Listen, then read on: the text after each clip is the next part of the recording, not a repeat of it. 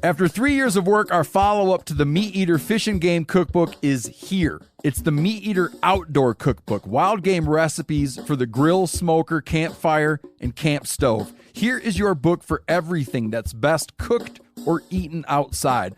From grilling to open fire cooking to Dutch ovens to smokers to barbecue to backpacking meals to how to pull off the perfect fish fry, with pit stops along the way for lessons about Ice Age cooking methods and the best 5 ways to construct a cooking fire you can be proud of. And of course, we're focusing on wild game and fish here with over 100 recipes, including stuffed venison burgers 3 ways, wild duck with ahi verde sauce, a jerky made with cola, a gin and tonic made with fire-charred lemons, and grilled frog legs made with a sticky sweet sauce. This ain't your normal cookbook, so be prepared to be surprised. Get your copy now. For more info, visit themeateater.com or buy it wherever books are sold. If you don't want to look like a complete and total gaper, take off the plastic shrink wrap from your rod handles before you fish with them. When you see the fish and are ready to make your final presentation, don't jump up and down in the air. If one of my boys in Louisiana threw a koi in some gumbo, I'd be like, "Ooh, that looks delicious. Looks spicy picante." In a very roundabout way, smallmouth share some of their taxonomic history with one of the greatest blaxploitation films in history. Bent! Good morning, degenerate anglers. Welcome to Bent, the fishing podcast that still, even after all these years of doing it, gets a case of the bubble guts when it sees a V-wake trailing a surface bait, a stud redfish cruising a flat, a wide-headed trout sipping in the seam, or a pop culture reference only a small amount of weirdos like us actually get. I'm Joe Cermelli. I'm Miles Nolte, and to everyone out there listening, I'm gonna give you an admission, like straight up. I am not the smoothest guy on the water, or anywhere really, but I'm especially prone to losing my shit when it comes to sight fishing. That is true. Yeah, that's totally understandable though, right? Yeah, but I feel like I'm not supposed to say that.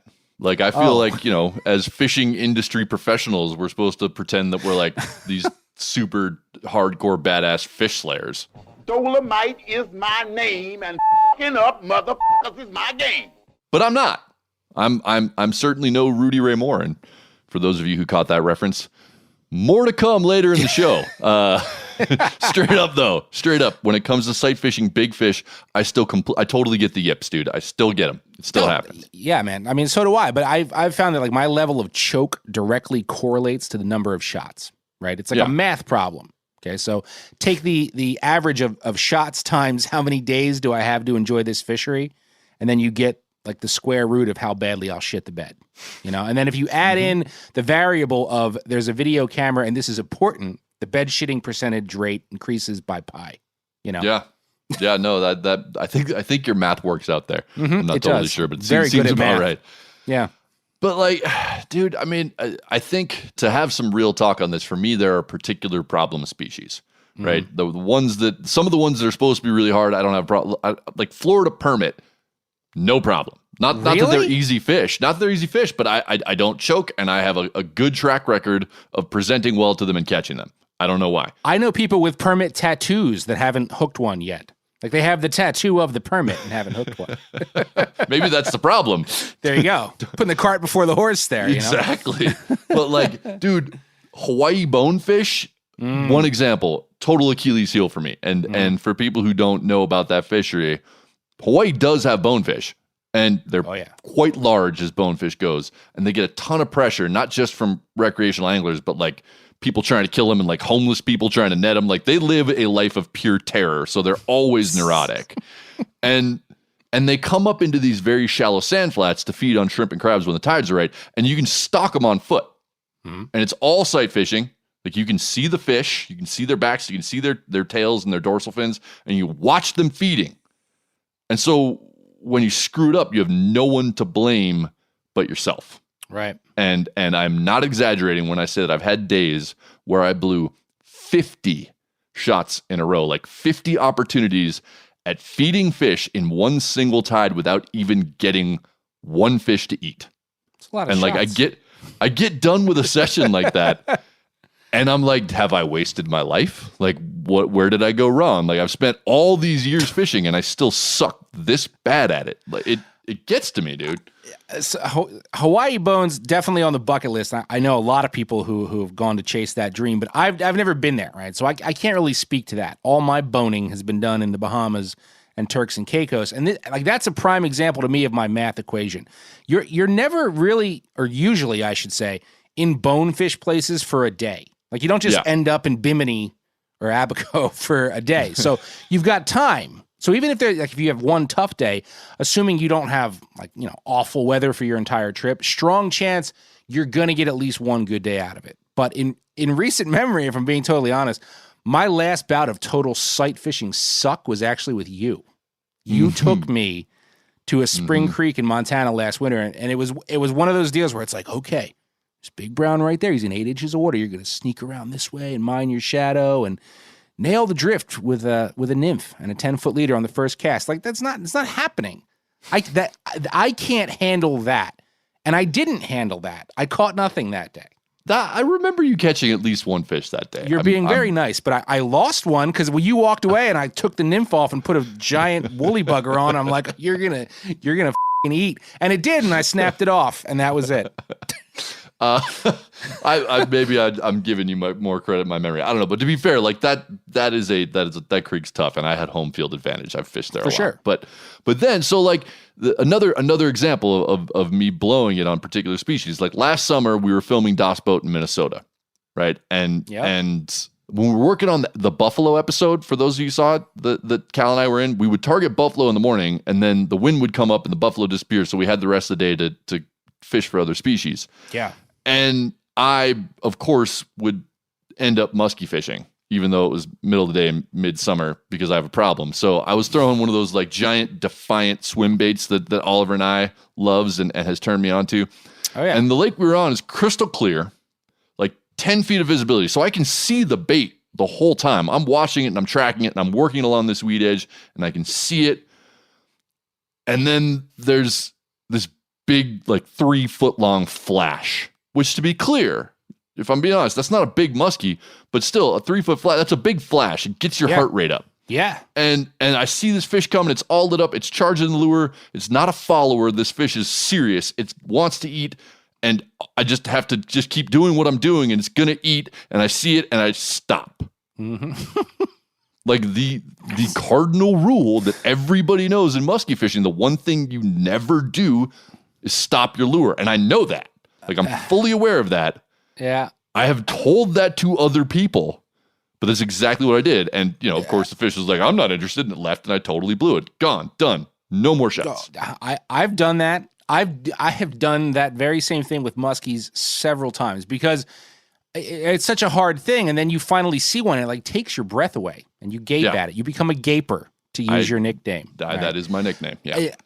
I'll tell you what, I have never actually caught a muskie in a figure eight in my life because I've botched pretty much all my figure eight opportunities. Yeah. And just zigged when I should have zagged because I got one, but it was like 24 inches, so it didn't really get like the hard pumping, That's neither here nor there. The point is that as soon as you see it, now that I'm seeing it, I will screw it up, right? So I've never got one in the eight. The handful of muskies I've caught ate way out and 3 turns of the lure and hammered it like a bluefish 50 feet out. And those are great. I like those muskies, But then, if you think about it, what makes sight fishing goofs even more likely is when you have somebody watching you, which is fairly common. If you're on a guided trip, you're out of town, good chance somebody's breathing down your neck. And then, it's instant Monday morning quarterbacking. And that's the shit. It's like, oh man, you should have stopped. And if you had stopped it, oh man, I'd have kept that fly moving. Or my favorite, this is my favorite one, right? Oh man, if you just had a couple more feet between the fish and the boat, he'd have ate that. Oh, So you ever have that one? You had a couple more feet. Oh, anyway, totally. It wasn't your fault. Physics. Anyway, good sight fishermen keep level heads. And our friend and guide, Alvin Dedeaux, certainly keeps his head level. He's a very even keel guy. He is. He's very on the level. He's mellow. Yeah. He's also no stranger to sight fishing. So we brought him back for our Smooth Moves segment where we call up guides, outfitters, captains, and sometimes even shop jockeys, anyone who makes a living helping other people catch fish, really. And we asked them to tell us ridiculous or hilarious or idiotic stories about things that clients do. And wouldn't you know it, Alvin has a story that will get more of your Monday morning sightcasting quarterbacks saying, well played, bro. Good job. Why did you do that? Why? Why did you do that, Terry? Oh, my God. One of my favorite smooth moves that I witness quite often on the boat, on the skiff, fishing for tailing redfish in shallow water, very skittish fish. And it's one of those kind of games where you got to go from 0 to 100 at the blink of an eye. So we're cruising around. We're looking for fish, no fish, no fish, no fish, no fish. All of a sudden, there's a fish. 60 feet, 1 o'clock. Okay, hang on. We're going to get a little bit closer. We're getting a little bit closer. Okay, you're good. Good. Put a cast out there. And then the move is the body pump where, okay, we're trying to sneak up on this fish in like 8 inches of water. They can feel every vibration from a mile away. And all we got to do is ease up on them in the skiff. I'm pushing it as quietly as I can, trying not to spook them. And right before my client makes the cast, he's got to do a little hop, the body pump, where you kind of jump up in the air a little bit and then come down. Don't ever take your feet off the ground. It's just like a little like compression move. And it's awesome because what happens is it sends a pressure wave through the hull of the boat all the way up to the fish. And before the fly even hits the water, the fish is gone. And I'm looking for another fish. So yeah, the body pump. Classic. And you see this happen all the time, Alvin? Like a lot of people sort of subconsciously do the body pump in that situation. Yeah. Oh yeah. Yeah. It's a weird thing. I mean, I don't do it, but it's just because I've seen it happen so many times. It's like burned into my mind. Like when you see the fish and are ready to make your final presentation, don't jump up and down in the air. See, I've never thought about it, but now I'm thinking back and I'm like, oh God, I probably do the body pump. Like I probably do that. There's some variations on the body pump, like the 2-step or the 3-step, the pat, pat, pat, or the double pat. The little like tap dance of excitement. Yeah. That's just a variation. I mean, just think about it, Is that one called Twinkle Toes? I'm just curious. Twinkle Toes? Yeah, double tap, triple tap, 2-step. It's a move with a lot of names, but they all have the same result: a spooked fish. Oh yeah, I've done that. I've body pumped. I've probably 2-stepped. I don't know. I've probably 3-stepped. I think that might have been what cost me this tarpon that I blew it on after I flew all the way to Cuba to catch one. Oh, and that's the worst, right? Yeah. Like that is the absolute worst when you screw up on a destination fishing trip. I ain't flew all the way overseas in the middle seat for us to get over here and up. And for me, that's when the self-loathing comes out. If I'm going to be, again, this is an honesty day for me. Like if I blow it on a nice trout somewhere close to home, I can shake that off. I can forget about that one. I'm on to the next one. There'll be another one. It's fine. I can do this tomorrow. But on the road, like I've not just let myself down. Now I've let a guide down too. Oh yeah. And having been a guide, like I know your guide's going to say, "Oh, don't worry about it. We'll find another one." Right? Because that's what guides do. That they're professionals. That's their job. But that guide actually thinks, God, this guy sucks. Oh yeah. And like, oh yeah, the guide takes your failure personally and then pretty much hates you. That's just the truth. That's how it goes. And I know it. Yeah. And no matter what, look, whether you're with a guide or by yourself, right? I've found over the years in sight casting scenarios, at least for me personally, like you have to nail the first 1 or 2 shots. Like if you execute and get those first 1 or 2, it just sets you up for success. And then it's fine. Everything else is great. Yeah. Then like that gets the confidence way up, and I tend to be more on it for the entire rest of the day. But the more you screw up early on, the more you miss on those first couple of shots, I think the more likely it is you'll keep screwing up, right? And then that's why you got to keep your cool from the outset. You got to channel your inner Andre 3000. I don't think I have an inner Andre 3000. No? I think I have more like an inner Rivers Cuomo. Watch me unravel, I'll soon be naked. And this feels like a good time for us to bring in this week's awkward moments in angling. Seems like a good time for that. Let's do that. Why don't you take a picture? It'll last longer. Who are we slapping on the awkward moments in angling chopping block this week? The chopping block in which the blood of our last victim, Alex Reed, is still drying in the wood grain. The answer would be disturbing image. The answer would be, hey man, come on. I like it. I'm not giving you a hard time. Okay, all right. Well, the answer would be Mr. John. I'm going to say Brower, but it could be Brewer because there's elements of his name that could go Brow or Brew. So one of those two. Do you have an opinion on that? I'm going with Brewer just because I like the idea of him being, a brewer. But that's all. John, no matter who you are, you're John Brewer for the rest of this. Anyway, John sent us his photo along with these opening lines in the email. He says, "Here's a pic from a few years ago that is objectively pretty silly, but I'm still slightly proud of." Okay, which is slightly weird. And the way I see it, its inclusion here on this segment, John, will either make you more proud of it or possibly less, because you've given us so much to talk about with this image. And we've kind of had a habit of starting like with the attire or the scenario in awkward moments. And we sort of like end up coming around to the fish at some point. But this time we're going to start with the fish because initially I couldn't find the fish. Wait, there's a fish?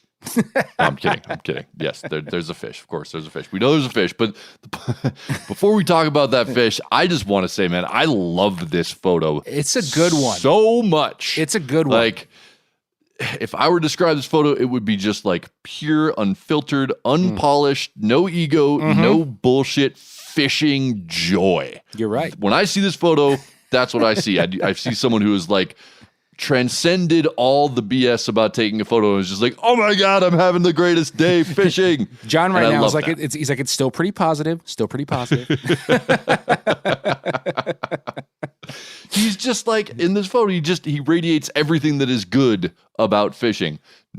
Setting aside the fact that in order to find the actual fish in the picture, I had to do that like squint and refocus that we all developed with the Magic Eye 3D picture books when we were kids. I was definitely getting there. You and I did. Some of our younger listeners would be like, what's a Magic Eye? But there is in fact a fish. It's an extremely tiny trout. Okay. And while John didn't specify the species, I'm thinking micro cutty. It's a mountainous setting. Could be a micro brookie, like a main setting. It's hard to call. Okay. But according to John, it was worthy of photo documentation because it was his first wild fish. And by that, I assume he means his first wild trout caught on the fly. And you know what? Like, bravo. There's nothing wrong with that. Props for that, man. We all start somewhere. No judgment. Yeah. No judgment. And my money is on cutty. Okay. Not brookie, just from what I can see, but it's hard to tell.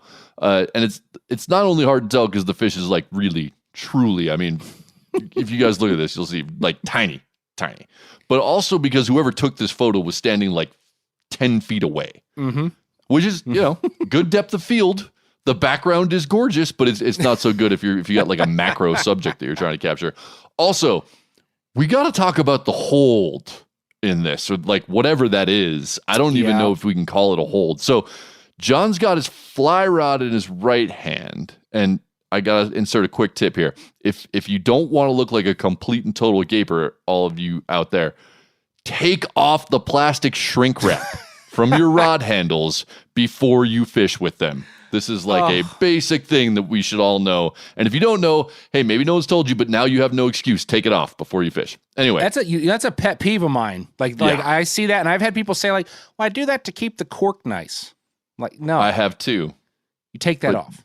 Take it off. Just the cork feels good in your hands. Plastic feels terrible. Anyway, so he's got his shrink wrapped rod in his right hand, And then he's also holding his leader in that hand, but then further down the leader with his other hand, he's like way up in the air holding further down the leader, and I just don't get it. He's like way above his head holding that leader from which the fish is dangling, and I don't understand. I can't see why anyone would hold their fish that way. Yeah, he's got his one hand extended way up, and this tiny dangler is hanging right in front of the screaming yellow life jacket that John's wearing. So basically, if you're just like doing a quick glance, it looks like John was like photographed in the middle of doing the YMCA while holding a fly rod, because you can't see the fish. Like you have to hunt for it, right? You can't see it. Yeah. Unfortunately, though, right, the fish is kind of the least of John's offenses. Okay, because perched atop John's like Napoleon Dynamite hair, okay, is some cross between a cowboy hat and like a Crocodile Dundee hat. Right? It appears to be made. Yeah, it's Crocodile Dundee. Yeah. Right? It appears to be made of felt. It is extremely mint green. Oh, so minty. Okay? It's so minty. It has a band that could possibly be made of like amber beads featuring dino DNA. And he's even got the chin strap there cinched tightly under his chin. Like he's all in on the hat. Like the hat is secure. The hat is not coming off in a hurricane. And the hat and the strap, it frames his face nicely, and that's a face that's wearing Ken Griffey Jr. sunglasses. Wow, that was a menagerie of reference points you just gave there. You don't even know where to go. Look at you. You can get so many directions. I'll go baseball. That was a Griffey reference, a Griffey Jr. reference, which I appreciated. It's very rare you get to sneak one of those in. So I'm proud. That was good. I like that. And you're right on, dude. Those shades do look a lot like the Griffey shades that he was so famous for. They've got that same inverted trapezoid thing.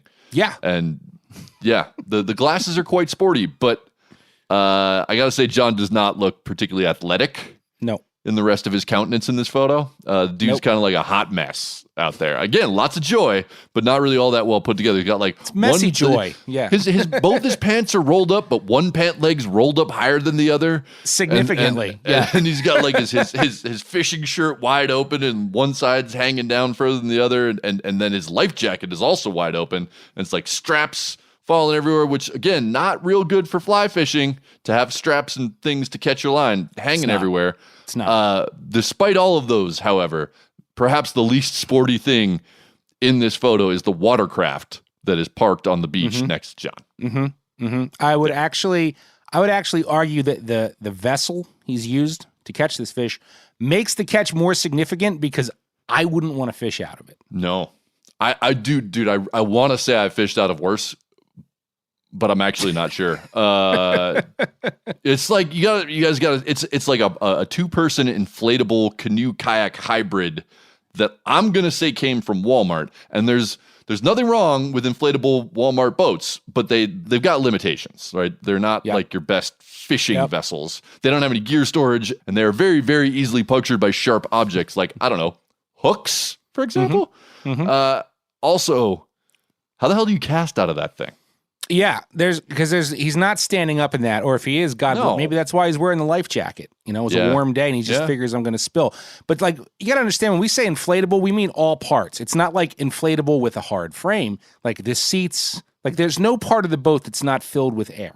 No, it's a rubber raft canoe kayak thing. Stability for me, for a man of my stature, is like a huge factor. And I've been on several watercraft that were built better than this, and I still got the jitters. Like I recall a time that me and another fella threw giant swim baits on musky rods out of a rickety 10-foot John boat for a few days. But I think that probably most of us have been on boats like this, right? Where it's like everything is going to be fine as long as nobody moves. Yeah, you know what it's I'm like saying? No sudden movement, or like if I go this way, you go that way, and we have to be in sync. It's or just go really, really slow, and that's all fine. Again, this is the kind of watercraft that is perfectly fine if you're booze cruising, right?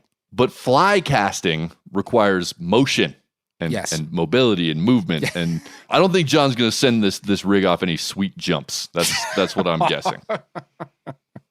Way to rein that one back in. We'd love to see a video, though, if you ever decide to shoot the chutes in that sled, though, John. Oh, good one. Good one. I'd also like to add that John concluded his email by calling this fish a turning point in angling for him, which is cool. But then he goes and ruins the sentiment by adding that he hasn't picked up a fly rod again since this day. I don't. That truly, to me, that's the bummer of all of this. Yep. Of the whole thing, because again, despite all the shit we've been talking, the main attribute of this photo that I want everyone to take away is the joy of John. Like, he is having a sublime life moment here. Yeah. And then he stopped doing it. I know. We might have trashed you, but you were happy, and happiness matters in this day and age, my friend. Yes, John, please pick that fly rod back up again. You should. Hopefully, we've also just created a turning point in your headgear choices. If we had bent hats, I'd send you one, but we don't. So you're going to have to settle for stickers. John, we do appreciate you sending the photos so we could have some fun with it. And remember, if you want to be subjected to this madness, send your awkward fishing photos to bent@themeateater.com. Remember, you guys can now see John's photo on me and Miles' Instagrams. That's joe.cermelli138 and Water Miles. It's there basking in all its glory on the interwebs. For everyone to see. Yeah, poor guy. But in fairness, it's critical, I think, that you learn the basics of macro photography for tiny fish.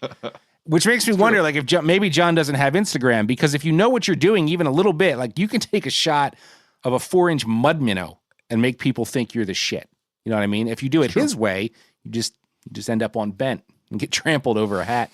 I really hope that wasn't like his favorite hat. Me too. I wonder if John's an archaeologist. I like, maybe that's his archaeologist hat, or like maybe the hat that's been handed down through his archaeologist generations of fans. I don't know. I'm making up a story that would make us real jerks if we were like making fun of his lineage. Anyway. Speaking of getting trampled, let's head downriver in an inflatable flamingo toward the waterfall of uncertainty and see who swan dives over that drop like a pro in fish news. Fish news! That escalated quickly. All right, this week I have a shout out I want to start with. If you've followed this show since the very beginning, you might remember that our first ever End of the Line segment covered the beetle spin. And in that, I whined and complained that Johnson stopped making the Magnum size at some point. Right? Oh, yeah. And recently, you remember me complaining about that. Yes. So recently, I got this photo from listener Chris Lawler, and there he is holding up a brand new in-the-box Magnum-size beetle spin at his local tackle shop. And I was like, what? What? Where did you find that? Yeah, and so at first I chalked it up to a regional oddity because Chris lives in Canada. So I was thinking maybe Johnson decided to only market the larger size beetle spins up north, but that just doesn't make any sense. Right? Yeah. So now I figure I'm wrong. I got to do a little more digging. Then you were thinking So I it was did. new old stock, right? I would have been like, oh, it's new old stock. I knew something was up. I'm like, new old stock, or like, but what the hell's going on? So I went back into my internet hole, and it turns out you can still get the half-ounce size beetle spins here in the US. You just have to really look for them specifically, okay? If you search the internet for Johnson original beetle spin, which is what I did when I was writing the End of Line segment, you will not find anything larger than a 1/4 ounce. If, however, you Google half-ounce beetle spins, you will discover something different. Long story short, it seems like the supersized beetle spins somewhere got rebranded as saltwater lures and separated out from the original beetle spins. And so now they only come with gold blades and are only available in a handful of colors, but they do still exist. So I just want to say thanks to Chris for sending me down that deep, deep hole and also sending me a couple and forcing me to figure out the mystery. Thanks, Chris. Based on what you just said, only gold in certain colors. What they're pushing them for? What? Trout and redfish, right? Trout and redfish. Yep. Yeah, exactly. Well, that's good news. You and 12 other freshwater fishermen are super excited right now. Woohoo! All right, I got just one baby shout out, quick one to listener Anthony. It's either Marchant or Marchant. Okay, it's one of the two. Rarely do we get a name where I'm like, oh, it's just Smith, so that's okay.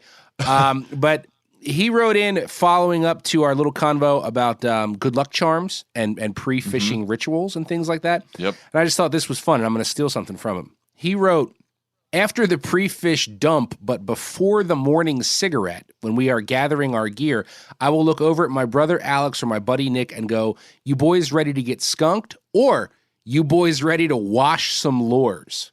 We do this to lower expectations and not get worried about catching any fish. I have never heard somebody say, you ready to wash some lures? Nope. Nope. I like that. I am stealing that. Anthony, that's a good one. I'm taking it. So that's it. That's my shout out. I wash a lot of lures. You'll probably be washing some Magnum Beetle spins pretty soon. You're damn right. Good stuff. Good stuff. All right. On to news. As a friendly reminder, this is a competition. Miles and I do not know what stories the other guy is bringing to the table. At the end of it, as always, our audio engineer, Phil, the Ayatollah of rock and rolla, will judge us and declare a winner. And right after that, we're going to do a little trivia with our friend Mandy Uhrich. You are up, man. You have you get to start today. All right. So for my first story, I'm gonna be sticking with that Canada theme I brought up in my shout out, and I'm also gonna be piggybacking a little bit off of what Sam Lundgren covered last week when he was on here talking about.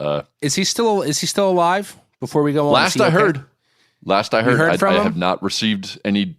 Yeah, I did a couple days ago. He's not dead, and I don't think anything bad's happened to him yet. So, you guys will remember he was talking about concerns over Olympic Peninsula steelhead potentially getting listed under the Federal Endangered Species Act and how that would impact fishing for them and the whole culture of steelheading out there, right? Yep. So we're going to move from the northwest to the even farther northeast and talk about a similar situation playing out on the east coast of Canada.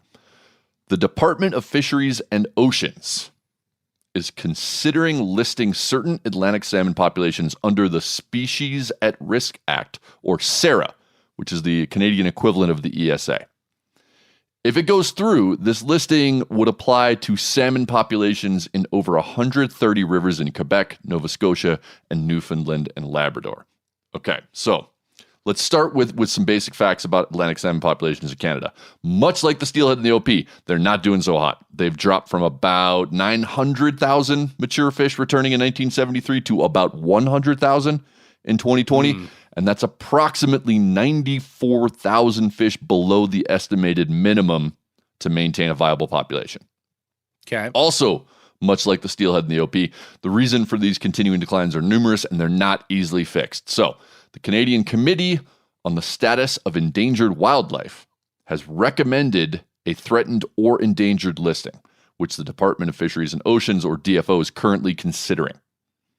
That might sound like a good idea, right? The fish are in terrible shape. Give them the highest level of protection available. Let's save these bastards. But salmon conservation groups disagree. The Margaree Salmon Foundation, St. Mary's River Association, Nova Scotia Salmon Association, and Atlantic Salmon Federation are voicing strong opposition to the listing and spearheading a campaign to pressure the Canadian government to stay away from this move. Again, gonna feel familiar. You've heard these arguments before. Right. Yeah, listing these populations could put an end to recreational fishing, which would alienate the primary advocates that the fish currently have. We all know anglers put more time, effort, and money into saving the fish they love than anyone else, including, the PETA people and the conservation groups, right? So right. Taking away our ability to fish for them could functionally cut off all that major support. And even better than I do, the kind of money that Atlantic salmon fishermen drop, like big money. Yeah. I have several things to say. So, but go ahead. I'm not done, but like that is one group of anglers who spends money, right? And so, So advocates also worry that closing these rivers would put additional pressure on the rivers that are still in good shape, right? These are all arguments we've heard elsewhere, but some of their concerns did feel unique to me and seem to go even further. According to the Guysborough Journal, which is a regional newspaper in Nova Scotia, a SARA listing does not compel DFO or other government agencies to do anything about the actual threats a species might face, such as resource extraction, agriculture, and unregulated fishing. In a statement on their website, People for Salmon, Atlantic Salmon Federation states Sarah would take people off the water, threatening a long tradition of shared stewardship. Yet experience shows that serious threats, like open net pen salmon aquaculture, would be left alone. Deirdre Green, a board member for the St. Mary's River Association, claims when a species is listed under SARA, there is a general prohibition against harming and harassing that species. This has been known to impact critical research, recovery, and restoration efforts. So, it's possible that listing these fish could not only prohibit fishing for them and not actually help the major issues or stop the major issues that are threatening these populations, but could also limit the ability of researchers and conservation groups to study and manage these fish and fisheries, as doing so might fall into the category of harassing protected wildlife. I do have to say, the Department of Fisheries and Oceans is still considering this issue, and they have stated publicly that even if they do list these populations as endangered, they may still allow recreational fishing and other research and conservation activities. So, all of this is to say, Canadian listeners, and we know there are some of you out there, if you care about salmon, this is a good time to write an email to your Minister of Parliament and the Department of Fisheries and Oceans and tell them what you think. Remind them that fishing is conservation, that anglers can and should be conservationists and stewards of the resource. Their decision on this listing is expected later in this year, and they're taking public comment. So I think now is the time to, no matter how this goes down, get your voices heard so it doesn't go in the way that all these groups are worried it might go. Yeah. No, and I totally agree with that. And I will say, I am certainly no expert by any means on Atlantic salmon. I've fished for them in the Canadian Maritimes once. I thought it was awesome. But it's one of those species that me and a lot of other East Coasters in general, you're intrigued by. I have friends, we've talked about doing Atlantic salmon trips for years. We never actually get around to doing it, but I'm just intrigued by these fish. And you brought up, spending money. The one thing that I think is different here or strange, again, I'm not that familiar with the totality of the West Coast steel scene either, but it just seems a little different to me because I almost feel like if you really want to experience Atlantic salmon fishing in Canada, good Atlantic salmon fishing, you have to be willing to pay a shitload of money to do it. You can't just go up there and fish. It doesn't work that way. So, I mean, part of the reason why I've never gotten there, I've always wanted to do the Restigouche. There's a few rivers up there that I've always wanted to do, but you're not exactly getting media invites, and I don't have that kind of coin. So this is interesting to me that these fish are that they're attributing any hurt really towards over recreational fishing. Because from my view, and again, this is my ignorance, it seems like in the overall scheme of things, there's so few people doing it because it is such an elite thing to do that really this is harming in the overall scheme of things a very small amount of anglers. It's not like saying, well, nobody can trout fish in Montana. It's like tons of people do that. The Atlantic salmon thing just seems like such a small group of very rich people that do it. I mean, I think that's true for travel anglers. I think the local cultures of those places are still very much tied to Atlantic salmon fishing, and those aren't huge communities, but the people who live there, man, that's in their blood. It's what they do. It's what they've always done. And I'm in the same boat, man. I've always wanted to fish Atlantic salmon, and I've never done it because same deal, right? No one's offering up media trips to go Atlantic salmon fishing because they don't have to, and I can't afford it, so I've never done it. But I do think one thing to point out, this legislation, this potential listing is not aimed at angling. That would just be a consequence of it. They're talking about listing them just because they're in really bad shape. And the angling groups are jumping on that and saying, whoa, hold on. If you do that, you're going to push us out. And I think that's going to have unintended consequences that you don't want. So I don't see this as the big bad government trying to attack anglers. I think this is an opportunity where anglers need to step in and say hey, we're on your side. We're part of the solution here. Let's work together. No, and I completely understand that. I think I know they're not targeting anglers. If you look at these two stories side by side, the steelhead and the Olympic and the salmon, totally understand. I have friends up there who live up there, and yeah, they spend a lot of time Atlantic salmon fishing. They're lucky enough to live where the waters in their backyard have wild freaking Atlantic salmon, which I think would just be the bomb. I can't even imagine that. But it's a harder fight, I think, to bring that awareness to on our side of the border, because it is such a small group of people that are going to do that. Like, I want to see this work out because I still have that dream, and I don't want to get off on it, but I fished the Miramichi one time, and we did very well, but we also did it in the spring during black salmon season. And I was ignorant and didn't really understand the difference between the two. So while it was cool and it was super fun, I've never had that bright silver eating a bomber experience. Right. You know, like Right. I haven't had that yet. And I hope I haven't to. either. And I Someday don't when want to have make to go my to millions. Russia to do it. Yeah. I'll just say that. I don't want to have to go to Russia to have that experience, which you kind of do right now. But Exactly. But it's also, I will say, it's also a bummer just to hear that it's so problematic, because so many states in the U.S. have tried to reestablish their runs, and in the back of your head, it's always like, man, they're faced with so many issues. I don't know if I'm ever going to see that in my lifetime, but you know, hey, if I can always go to Canada if I really want to. I can always go to Canada, and now to hear that shit like that might be off the table too, not good. Yep. Like Not good. that's not good. So I hope that works out, because I will get there someday. In the meantime, I have a feel-good story. Yeah, this is a much more feel-good story than that. And it's winter, so I just generally don't feel good, you know? So this is like a ray of sunshine in my cold, bleak existence. And several listeners actually sent this my way. And it comes to us from USA Today. Headline, Angler hooks giant lake trout while on the phone with surgeon. Okay? So this happened also in Canada. We're very Canadian today. I just realized. very Canadian. There's just nothing good going on in the States. Now that I think about it, my second story is not in the U.S. either. Do something, people. Make some news. Help us out here. So this happened in Canada, British Columbia.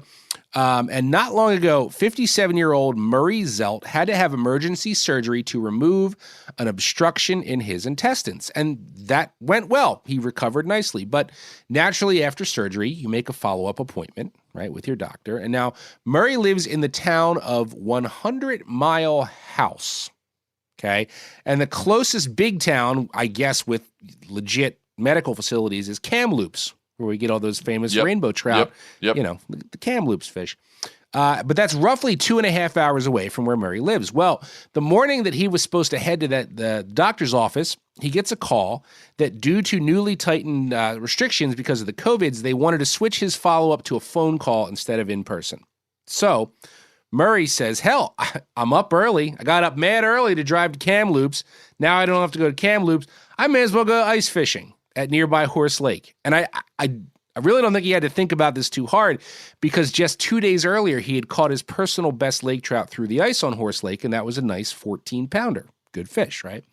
So Murray heads to Horse, drills a bunch of holes, and gets after it, and he jigs for a couple hours with nothing. Zero bites. And then his surgeon calls, and Murray begins his post-surgery follow-up. The doctor had all good news, said everything is great, you look good, and then adds, oh, by the way, you're free to resume outdoor activities now. So the irony in that, right out of the gate, right? But as those words came out of his surgeon's mouth, Murray's jig gets slammed. So what does he do, right? He puts the surgeon on speakerphone, naturally, and his surgeon is apparently an avid angler, and they enjoyed the fight together via cell signal, okay, with his surgeon post-follow-up.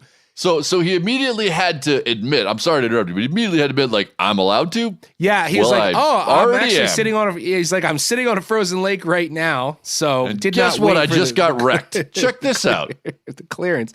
Here's the kicker, right? Here's the kicker. The Laker that he hooked while on the phone with the surgeon weighed 27 pounds, shattering Murray's other PB by 13 whole pounds. Damn. Isn't that great? That's great. Isn't that nice? And most impressive to me is the quality of the cell reception on Horse Lake in BC. Because I looked it up on a map, and y'all are out there. Like, I would have just assumed that was, like, please God, let this text go through country. So, I think it's a wonderful story. And I also give the surgeon credit. Like, this is a guy who's probably very busy and very official, but like, he hung around on the phone to listen to the lake trout get caught. That was probably the highlight of his day. Let's be honest. Probably. He's like, yeah, there's someone dying in the next room, but I got to hear how this ends. I'll be better for it. We'll get to the gallstones later. What do you got? Exactly. What's on there? What? Don't now horse I'm it. Don't horse invested. it. Yeah. So congrats to Murray. Murray looks like a character in his photos. He's the way he's smiling with his fur hat on. He looks like somebody in Grumpy Old Men who would be really fun to hang out with. I feel like Murray would be a good time to jig Lakers with. I like anyone who fishes in a fur hat. I'll admit that. After 3 years of work, our follow-up to the Meat Eater Fish and Game Cookbook is here. It's the Meat Eater Outdoor Cookbook, wild game recipes for the grill, smoker, campfire, and camp stove. Here is your book for everything that's best cooked or eaten outside. From grilling to open fire cooking to Dutch ovens to smokers to barbecue to backpacking meals to how to pull off the perfect fish fry, with pit stops along the way for lessons about Ice Age cooking methods and the best 5 ways to construct a cooking fire you can be proud of. And of course, we're focusing on wild game and fish here with over 100 recipes, including stuffed venison burgers 3 ways, wild duck with ahi verde sauce, a jerky made with cola, a gin and tonic made with fire-charred lemons, and grilled frog legs made with a sticky sweet sauce. This ain't your normal cookbook, so be prepared to be surprised. Get your copy now. For more info, visit themeateater.com or buy it wherever books are sold. You started this story out by describing how your cold, bleak winter existence. I believe those are the words you used. Very much so. Yeah, that is. My story is about our collective cold, bleak winter existence and somebody who's trying to maybe make it a little less bleak. It's a little short. I don't have a lot to say about this. I just think it's kind of cool. And it's about the use of de-icing salt on roadways. If any of you out there live in Arizona or Florida or someplace that doesn't have ice, there are states and cities in parts of the world where we get regular snowfall. And that snowfall if you live in Arizona, you just call it salt. It's not de-icing salt. It's just salt. The people in Flagstaff are really hating us right now. But there are in northern climes, we get the snow and the ice, and it cakes up on the roads and makes for dangerous driving conditions, right? And cities and states and towns will spread some combination of sodium, potassium, and magnesium chlorides on the road ahead of, during, and after snowstorms. These compounds lower the freezing point of water and make the snow and ice melt faster, and, at least in theory, make the roads safer. Here in the U.S., we use a lot of this stuff, like 200 million tons per year, which I didn't realize until I checked this out. And I use half of that on my driveway. You know what I mean? It might make traction on the roads better, but these salt compounds also have drawbacks. As anyone who has ever lived in a state that uses a lot of road salt will tell you, they wreak havoc on the undercarriage of your vehicle by causing rust and corrosion. You probably know about this, I'm guessing. I was just going to say, I just had my whole truck reframed, and I'm sure the salt had something to do with it. Definitely. It definitely did. And it's not just bad on vehicles. It's really bad on vehicles, but it also damages roads and bridges and like messes up all kinds of infrastructure. So it's bad for things. And I'm speaking specifically of things like cars and roads and bridges and metal. It's great for not getting sued by UPS. Like, you don't want him to slip on your step. You know what I'm saying? I'm not negating the necessity of these things. I'm just pointing out that they have some drawbacks, and some of them are environmental. Because all the snow and the ice, it melts, it turns into water, and the water carries the chemical compounds into streams and rivers and wetlands and lakes and oceans. Are you going to be talking about your own state in this at all? We don't use that much salt. You're not allowed. That's why I was going to ask. That's why I was going to say, because Montana, like, you guys are big no-no on salt, right? We're a big no-no. I'm not. I decided I kind of omitted this out of that story because I didn't think anyone would care that much. But yeah, we avoid it for just this reason. No, I only bring it up because last time I was out there and there was heavy snow and I was sliding all over the place walking around town. I'm like, why doesn't somebody salt this shit? And they were like, oh, no, don't say that. There's no salt here. I'm like, what? Anyway. We love our trout too much, dude. We love our trout. No, it's a good thing. You're smarter for it. It's a good thing. So there's all the context. And this is a fun little twist. Bent listener John Brewer, whose name should sound familiar, since we just made fun of him in the awkward fishing photo. We just tore him also up. Sent us a story from the magazine Popular Science. And that story is written by Monica Blazinski, who's a materials scientist working on alternatives to de-icing salts. She's analyzing how fish, insects, and plants deal with ice in an attempt to develop more benign antifreeze compounds. One of the most promising potential sources? Fish blood. Species like the Antarctic toothfish create glycoproteins that keep their blood from freezing, even in the coldest waters on Earth. Blazinski and her colleagues have now isolated a compound in those glycoproteins primarily responsible for their antifreeze characteristics. She writes, these small compounds lock into place with water molecules like a key in a lock to prevent ice from forming. And I'm sure that is a massive oversimplification for people like me, but I can kind of see it. Now, you can't just dump a bunch of fish blood on an icy road and have it do the same thing as salt. Like that won't work. The glycoproteins break down quickly in open air. And frankly, that's probably good news for the Antarctic toothfish because otherwise they might be in trouble. I already haven't seen one in years. I was wondering how they were doing. I used to catch them all the time. So instead of doing that, we're not just like slaughtering these fish and spreading their blood everywhere.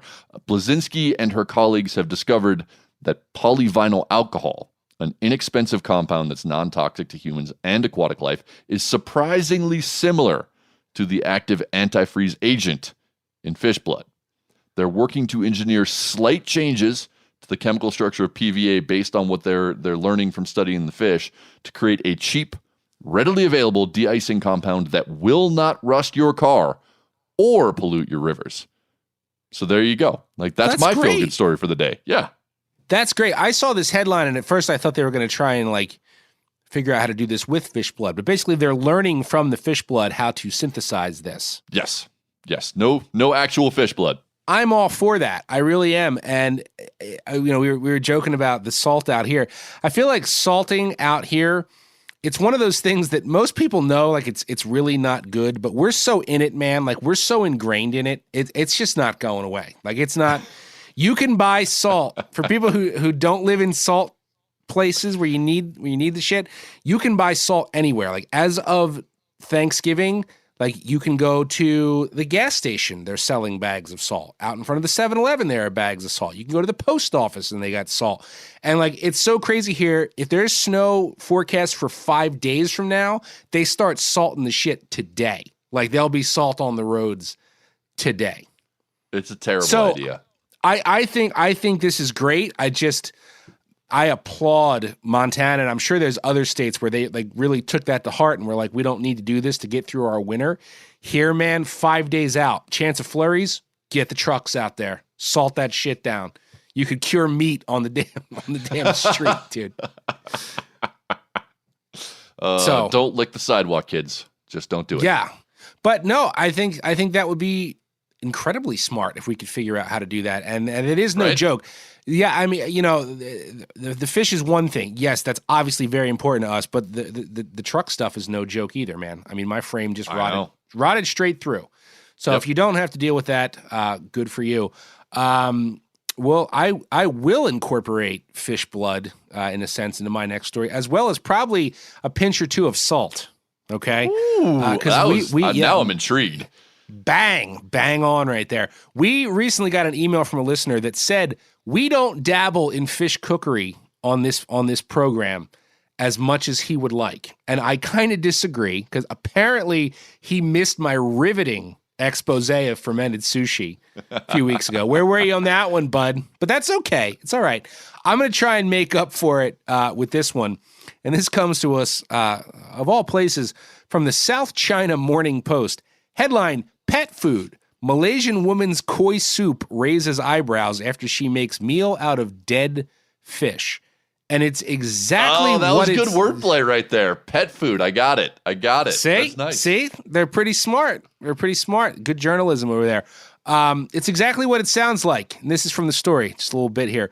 Japanese koi are typically thought of as expensive ornamental fish rather than food. So a Malaysian woman caused quite a stir on social media when she shared pictures of her dead pet koi being turned into soup. Amanda Uhrich first posted the photos on a Facebook group with more than 2 million members called Cooking Fails of the Day. All right, so that's where she went. Okay. That's where she went, okay? In her post, Uhrich included a photo of over a dozen of her dead pet koi fish laying on the floor, which, according to her, all died of suffocation when her domestic helper forgot to turn off the water supply to the fish tank, resulting in low oxygen. Now, I read that and reread that several times, and I'm not a fish tank nerd, but do you think they meant that the domestic helper forgot to turn on the water supply? Like, if you forgot to turn off the water supply, wouldn't your koi be overly oxygenated? I would think. Think about it. That doesn't. You're right. That doesn't make, unless there's just some weird stuff in the like. No, I can't figure out how that would make sense. Dude, some tank people are gonna write and be like, no, you get a pH, and I always keep my. I don't know. It just caught me off guard. That didn't seem right to me. It's irrelevant in the long run. Anyway, this woman documented every single step of this process. So first it's more than a dozen dead koi. Then there's the shot of all the beautiful koi hacked into a million pieces in a strainer, right? Just like rough. It's a rough chop with a cleaver, right? And then you've got a pot full of koi simmering on the stove. And then the finished product, a steaming hot bowl of koi soup. Now, here's the thing, right? They're just carp. That's all they are. Right? They're very just pretty carp. And, they're very pretty carp. And lots of people, Asians especially, eat carp. That's not weird. It's part of their culture. They eat carp all the time. But despite knowing this, the shot of the bowl, the finished bowl of soup, makes me gag a little. And I attribute this gagging to two things. It's just the color of the fish. Like, there's a very vibrant, bright orange and white koi head in the middle of the bowl with those boiled out, glazed over eyeballs. And to me, it's just off-putting. I'm sorry. And second, the broth looks like dirty dishwater. Like, it looks to me like it would have no flavor other than that of your pellet-fed koi. So I know the eating of carp is not weird, but I mean, you saw the pic. Does the soup look good to you? Like, does it look like good soup? So you sent me these photos, and no. It doesn't look like the fish soup that I prefer to make. But you know what? I don't think you can judge particularly a soup just by how it looks. You eat with your eyes first, man. Come on. If one of my boys in Louisiana threw a koi in some gumbo, I'd be like, oh, that looks delicious. Looks spicy picante. It's just like a bowl of starchy potato water with a giant koi head in the middle of it, dude. I'm just saying, I would reserve judgment. I would try it. And I would reserve judgment until trying it. And I don't have the highest hopes because, like you said, these are pellet-fed koi. I don't think they're going to be the tastiest of all the fishes. But I've been wrong before.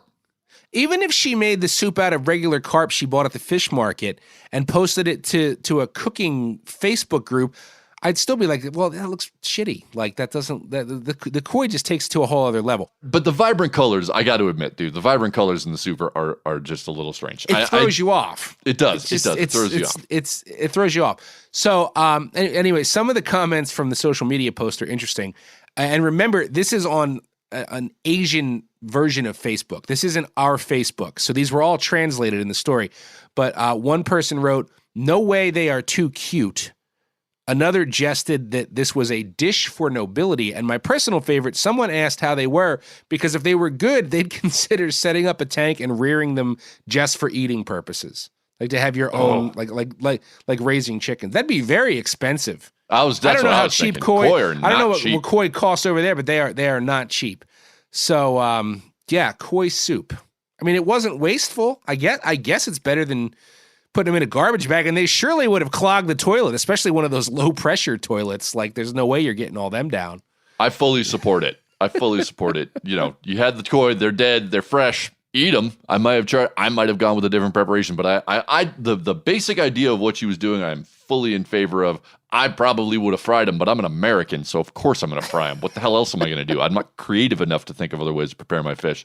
So I love what she was doing, and I think she was trolling everybody, and I think that's kind of fun too. I think she was just like, look what I did. I ate my pets. How pissed off are you people? 100%. 100%. Now Phil's got to troll everything we just went through. What do you want to do this week, Phil? Do you want to play hooky on your surgeon and go ice fishing? You want to spread some rock salt across the streets of Montana? Cook some koi soup? Save some Atlantic salmon? Lots of options, and we'll see what Phil comes back with. The winner of Fish News this week is John Brewer? John, between your awkward fishing photo and contribution to Fish News, you're practically a third co-host this week. I hope Joe and Miles send you more stickers than you know what to do with, and I cannot wait to hear your end of the line segment. You gotta be highly skilled for these fucking shows, you understand that? Yes, I do understand. Are you well versed there? Are you a very smart man? Yes, I am. All right. Today's trivia contestant is one of my absolute favorite Minnesotans of all time, Mandy Uhrich. Hey guys, how's it going? Good. So for those of you out there who don't know Mandy, first of all, you should, but she's a tournament angler, an ice fishing savant. I learned a lot from her.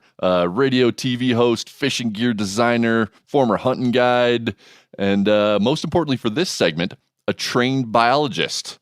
I know I missed some stuff there, Mandy, because you do like everything. But thanks for coming on. No, this is awesome. Thanks for the invite. Yeah, of course. So you ready to play? You ready to do some trivia? I'm ready to play. All right. So like we just nailed all those things you do. Put on your biologist hat for this one. All right. Okay. And to start off with, this isn't the actual trivia question. I'm just kind of checking you out here. Do you know off the top of your head the scientific name for smallmouth bass? No, and I should. No, I wouldn't have either. And I'm gonna butcher the pronunciation, but I figure you'll probably help me with that. Is it Micropterus or Micropterus? Yes, she doesn't know either. That makes me feel better. All right, so I'm going with Micropterus Dolomite. Right, that's your scientific name for the smallmouth. And in a very roundabout way, smallmouth share some of their taxonomic history with one of the greatest blaxploitation films in history, which is, of course, Dolomite, right? Have you seen Dolomite, Mandy? No. I'll just jump in real quick and say, I've heard this question. Best of luck. Oh, no. Just best of luck with this one. So much trouble. Miles went so far out in left field here. I went deep on this one. Okay. So the question for you today is this. How did smallmouth bass end up with a Dolomite-inspired name? And one of the following three things is true. If you get this right, you win, and you'll get great fame and absolutely no fortune at all. All right, so here we go. Get you a copy of Dolomite on DVD. No, it'll be VHS or maybe Betamax. I'm going Betamax. All right, so is it A, Rudy Ray Moore, the creator and star of Dolomite, once did odd jobs in a fisheries lab that did research on smallmouth. He told one of the lead investigators that he should name smallmouth after Dolomite because, quote, that's a badass fish and it needs a badass name. Second option, B, in his youth, Rudy Ray Moore spent a lot of time in Detroit with his uncle Frankie. The two regularly fished the Detroit and Huron rivers. Young Rudy was kind of a science geek, so he memorized the Latin names of all the fish they caught. When Rudy invented his famous pimp character, Dolomite, decades later, he named it after his favorite fish, the smallmouth.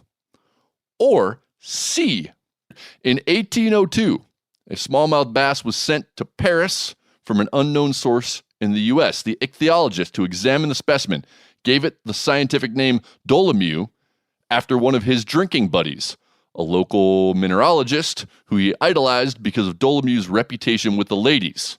Subsequently, the rock Dolomite was also named after Dolomite, again, probably due to the guy's reputation as a player, because he didn't even discover that mineral. Carl Linnaeus did. All right, so did you get all that? To recap, because I know I just gave you a lot. I'm gonna just give you a short recap here. Is it A, The creator of the movie Dolomite also named the smallmouth bass. B, the creator of the movie Dolomite named his famous character after the smallmouth bass. Or C, smallmouth bass were named after a famous French ladies' man whose reputation as a player was so good, he also got the mineral dolomite named for him, even though he didn't discover it. I gotta go with C, man. That's an epic answer. I don't care if it's true or not. That thing's epic. That's the I'm right going answer? with C. Ding, ding, ding, ding, ding. She nails it. Woohoo! Yes. Good for you, because when I tried this question, I was like, I don't remember anything you just said. I was just so excited to make a connection between dolomite and smallmouth bass that I couldn't let it go.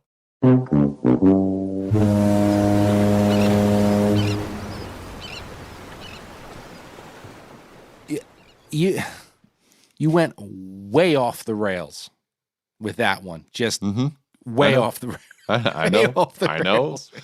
All right, but I feel like I have to defend myself because I wanted to ask Mandy a smallmouth question, right? Because she's like a smallmouth savant and she's a biologist, and so I was digging in there and I learned the scientific name for smallmouth. I learned that it shares the same root as dolomite, which was just too much for me to pass up. Oh, I know that. Then I learned the history of how both the mineral dolomite and the smallmouth got their name from a French society scientist better known for his infidelity than his research. I could not leave it alone. I realized that one when I went out, like way out in left field, but I couldn't help myself. I'm sorry. I know. It's just all those things. It's just so you. It's just so Miles, those things. Yeah. Well, thankfully, Mandy has been on the show before and even played trivia before. Otherwise, she may never come back again after that. I think Mandy learned something. That's what I think. And I happen to know that she is the kind of person who appreciates learning. So I think Mandy will be back. I hope she'll be back. And she'll be back. We'll have her back. I'll get her back. If she soured on you, I'll get her back. Look, if she's busy the next time we call her, that'll just be one more thing for me to feel shameful about. I'm the shame wizard, of course. The shame wizard? The shame wizard! But as you're about to hear in End of the Line, Joe is currently feeling completely shameless, especially for a guy who's supposedly saddled with Roman Catholic guilt. This week, in honor of the pending Valentine's Day, or as I like to call it, Corporate Love Day, Joe is going to take a slight departure from our standard profile of like a single bait and instead dig into the backstory of an entire bait manufacturing company that definitely did not suffer the shackles of shame. Fishy, fishy, fishy, fishy! Oh, that's not loud enough, Bert. Compacting everything Frank Johnson contributed to fishing into a single end-of-the-line segment would be almost impossible. To say he was an innovator is an understatement. Engineering genius is very fitting, and while I never had the chance to spend time with Frank, who passed away in 2016, I have rubbed elbows with a lot of people that did, and they've all got stories. While Frank was a brilliant, book-smart man, he also knew how to have a good time. And in the case of our Valentine's linked story today, he knew how to translate a good time into a smart business move. Although Frank invented products like the aluminum interchangeable uni-butt system, which has pretty much become standard on all big game trolling rods, he is arguably best known as the man behind Moldcraft Lures. Frank had gotten into the injection molding business in the early 1970s and actually helped develop the tooling to create the first ever mass-produced pacemaker. But after a few years, the stress of developing products like pacemakers and jet engine parts that could cost someone their life if you messed up kind of took its toll. And that's when Frank combined his engineering skills and his lifelong love of fishing to create the first soft injection molded one-piece big game trolling lures, trademarking the term soft head to refer to his family of baits. Frank would end up developing lures like the Wide Range, Bobby Brown, and Spooler, all of which are still in shops today and considered timeless classics in the offshore scene, having caught countless monster marlin, sailfish, and wahoo the world over. But those aren't what got Moldcraft off the ground. The first lure Frank ever produced was the Squirt Squid. Available in 4 lengths and 5 colors, these semi-soft molded squids would become game changers as teasers in both the recreational and tournament worlds, as well as for commercial captains green stick fishing for giant bluefin tuna. Matter of fact, you watch Wicked Tuna Outer Banks, and you'll still see the original Squirt squids skipping around behind those boats.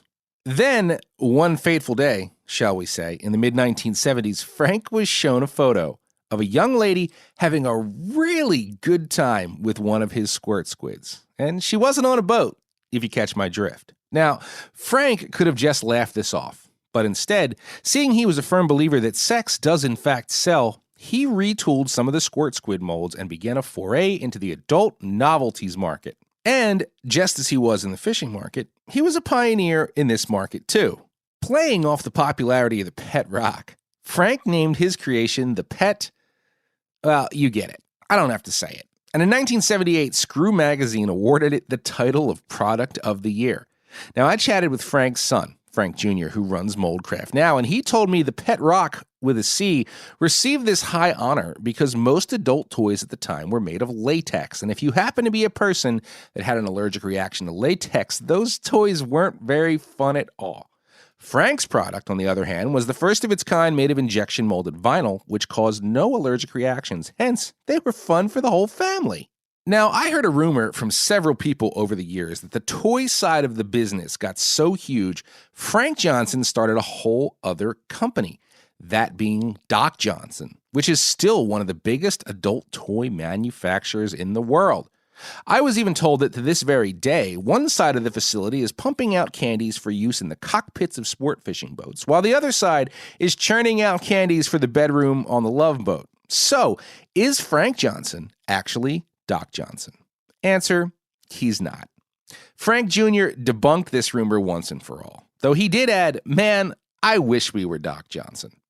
Frank Jr. explained that while their sex toys made the company money for a long time, they eventually had to kick that side of the biz out of the waterbed, because as years went on, the novelties market became flooded with cheaper products from China, and while Frank's products may have been better quality, the cost of goods made it impossible to compete for distribution.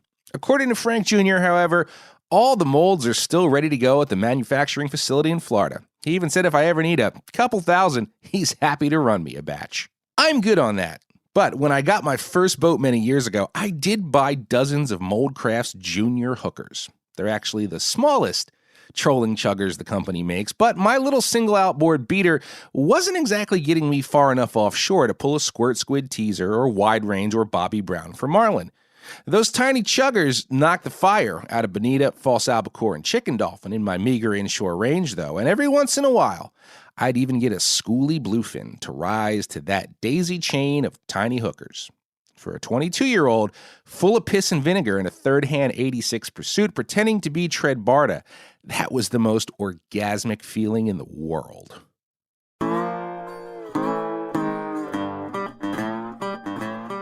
We're gonna get some emails about that one, especially totally. from all you people who were pissed off that we made fun of penis-shaped lures.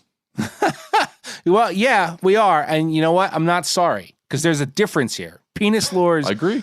Are and were stupid and pointless, okay? Erotic toys, that's a celebration of human sexuality. There you go. If you want to complain about that distinction, you can vent your frustration in an email to bent@themeateater.com using the subject line, "Grow Screw Yourself, Joe." Yes, I will gladly read every single one of those. Also, send awkward fishing photos, bar nominations, and sale bin items to that same email account, and use those Degenerate Angler and Bent Podcast hashtags for the chance to get yourself some sticker packs. It is only February, but I am already looking forward to embarrassing myself with some sight fishing next spring. I can't wait for that. I look forward to those moments of humiliation. Before we go, I want to leave you with a question. And I'm serious about this. Does dark house spearing count as sight fishing? I'm personally saying no. I'd say it counts as spearing, which naturally requires a good line of sight, no matter what you're chucking at. But let's hear from you.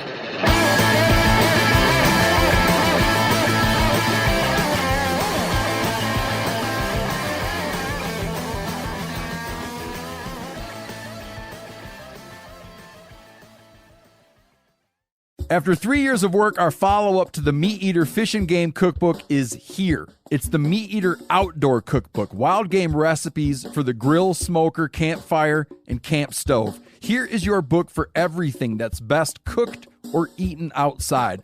From grilling to open fire cooking to Dutch ovens to smokers to barbecue to backpacking meals to how to pull off the perfect fish fry, with pit stops along the way for lessons about Ice Age cooking methods and the best 5 ways to construct a cooking fire you can be proud of. And of course, we're focusing on wild game and fish here with over 100 recipes, including stuffed venison burgers 3 ways, wild duck with ahi verde sauce, a jerky made with cola, a gin and tonic made with fire-charred lemons, and grilled frog legs made with a sticky sweet sauce. This ain't your normal cookbook, so be prepared to be surprised. Get your copy now. For more info, visit themeateater.com or buy it wherever books are sold.